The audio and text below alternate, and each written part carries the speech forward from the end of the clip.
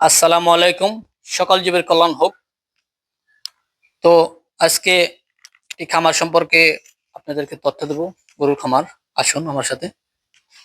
শুন, যারা গরু লালন পালন করতে চান, যারা নতুন খামারি আছেন, তারা একটা জিনিস ভুল করে থাকেন, যে ফুলুর ফুলুর আর যে গরুর খাবার খায় পাত্রটা, যারা আমরা গ্রামের ভাষায় বলে চারি, পাতিল বলি। তো অনেকেই অনেক জায়গায় ভুল করে থাকেন। এটা কিন্তু আমি বানাইছি বাছুর গরুর জন্য, বাছুর গরুর জন্য বানাইছি। আর যে ফুলুর আমি ঢালাই দিছি, এটা এদিকে একটু ঢাল রাখছি নিচ দিকে, আমার গরুটার যেন সুন্দরভাবে থাকতে পারে, শুইতে পারে, বইতে পারে।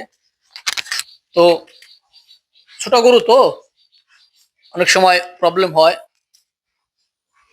তো খাবার খাইতেও অনেক ঝামেলা হয়, এই জন্য একটু নিশ্চয় করে দিই আমি চারি। যারা নতুন খামারি আছেন, তারা অনেক সময় অনেক টাকায় ভুল করে থাকেন।